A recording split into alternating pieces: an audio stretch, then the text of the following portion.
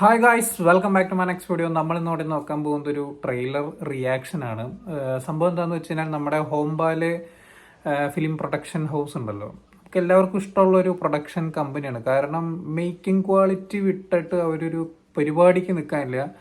ഏറ്റവും മോശം സിനിമയായിട്ട് തോന്നിയിട്ടുള്ള ധൂമം എന്ന് പറയുന്ന സിനിമയുടെ വരെ മേക്കിംഗ് ക്വാളിറ്റി അതിഗംഭീര പരിപാടിയായിരുന്നു. കാരണം അവരുടെ പ്രൊഡക്ഷൻ വർക്കുകൾ ഒരു രക്ഷയില്ലാത്ത പരിപാടിയായിരുന്നു. സോ അവര് നമ്മുടെ മഹാവിഷ്ണുവിന്റെ ദശാവതാരത്തിനെ ബേസ് ചെയ്തിട്ട് അവരൊരു യൂണിവേഴ്സ് പ്ലാൻ ചെയ്തിട്ടുണ്ട്. സോ അതിനോടനുബന്ധിച്ചിട്ടുള്ള ആദ്യത്തെ ഇൻസ്റ്റാൾമെന്റ് ആയിട്ടുള്ള മഹാവതാർ നരസിംഹ എന്ന് പറയുന്ന സിനിമയുടെ ട്രെയിലർ പുറത്തിറങ്ങിയിട്ടുണ്ട്. സോ ആ ഒരു ട്രെയിലർ കണ്ടിട്ട് ബാക്കി നമുക്ക് അതിനെക്കുറിച്ച് സംസാരിക്കാം. ഏകദേശം 3 മിനിറ്റിനടുത്തുണ്ട്. 2 മിനിറ്റ് 52 ഉള്ള ട്രെയിലറാണ്.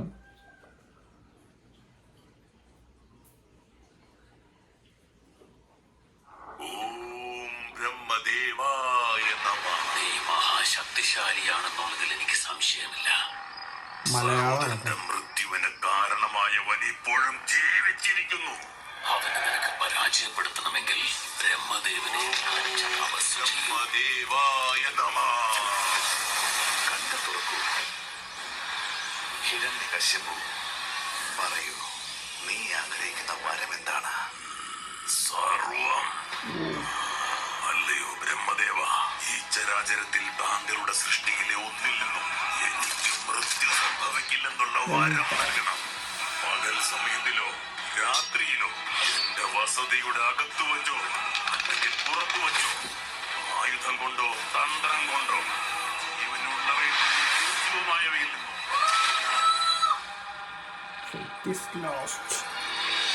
എവിടെയാണോ അന്ധകാരം പൂർണ്ണമായി നിലകൊള്ളുന്നത്, അവിടെ പുതിയൊരു വെളിച്ചം പിറവിയെടുക്കും.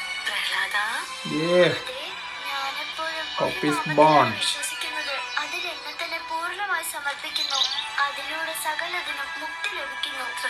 വിഷ്ണുവിനെ പരിത്യജിക്കുക. നാം ഒരിക്കലും പരമാത്മാവായ വിഷ്ണു ഭഗവാനെ ശത്രുവായി കാണുകയില്ല. ഇവനോടുള്ള നിന്റെ ഭക്തി വെടിയുക. നമ്മുടെ പുത്രൻ പ്രഹ്ലാദന് നാം വധശിക്ഷ വിധിക്കുകയാണ്.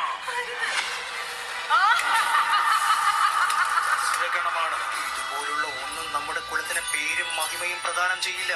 എന്ത് തന്നെ സംഭവിച്ചാലും അത് സ്വീകരിക്കാൻ ഞാൻ തയ്യാറാണ്. എന്റെ ഉള്ളിൽ വസിക്കുന്നത് ഭഗവാൻ വിഷ്ണുവാണ്, സർവസൃഷ്ടാവ്. സംരക്ഷിക്കാൻ വരുമോ എന്ന്, ആരെ വേട്ടയാടുമെന്നും ആരെയാവുമെന്നും ഇന്ന് കണ്ടറിയാം.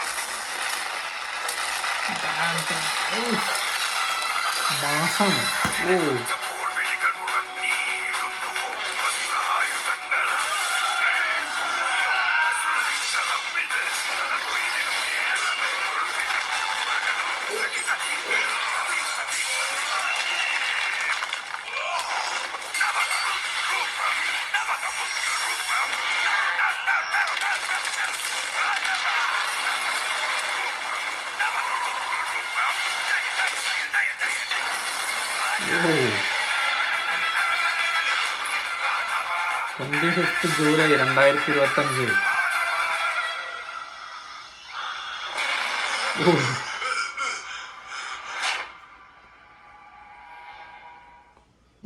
ഇതൊരു രക്ഷയില്ല.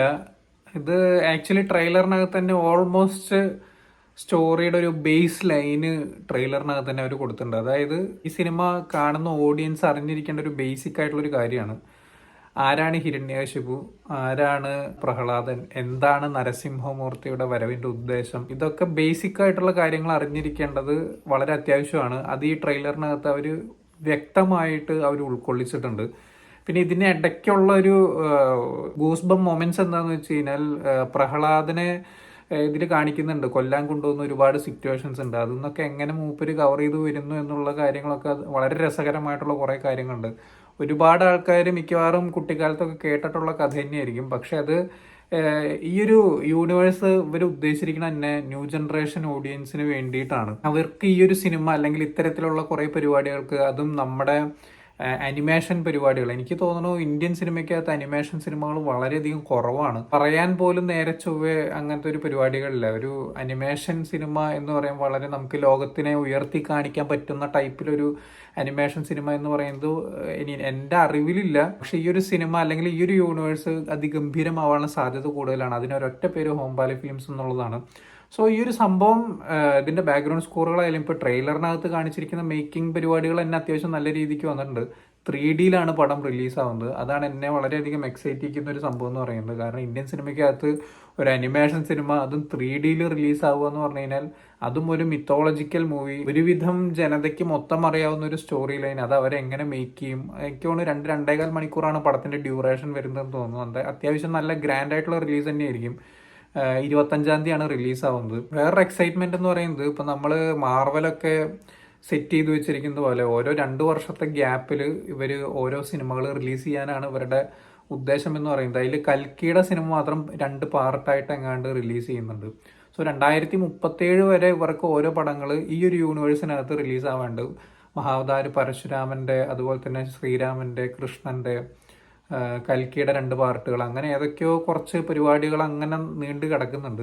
സോ എത്ര അവതാരങ്ങളെ ഇവരിതിൽ ഇൻക്ലൂഡ് ചെയ്യും എന്നുള്ളത് അറിയില്ല. പക്ഷെ ഓൾമോസ്റ്റ് 2037 വരെ ഇവര് ഭയങ്കര എൻഗേജ്ഡ് ആക്കി നിർത്താനുള്ള പരിപാടികളൊക്കെ പിടിക്കുന്നുണ്ട്. സോ എന്തായാലും ഞാൻ വളരെ എക്സൈറ്റഡ് ആണ്. കാരണം ഇത് ഈ ഒരു ട്രെയിലറിനകത്ത് കാണിച്ചിട്ടുള്ള പരിപാടികൾ തന്നെ അത്യാവശ്യം നല്ല രീതിക്കുള്ള വിഷ്വൽസ് ആണെന്നുണ്ടെങ്കിലും സ്റ്റോറി ലൈൻ ആണെങ്കിലും എനിക്ക് തോന്നുന്നു ഒരു മാസീവ് ആയിട്ടുള്ള ഒരു നരസിംഹമൂർത്തി കിട്ടാനുള്ള സാധ്യതകളൊക്കെ ഉണ്ട്. കാരണം ഇതിന്റെ ബാക്ക്ഗ്രൗണ്ട് സ്കോറൊക്കെ അവസാന ഭാഗത്തേക്ക് വരുന്ന സമയത്തൊക്കെ അത്യാവശ്യം കിടിലം മാസ് പരിപാടിയായിട്ടാണ് തോന്നിയത്.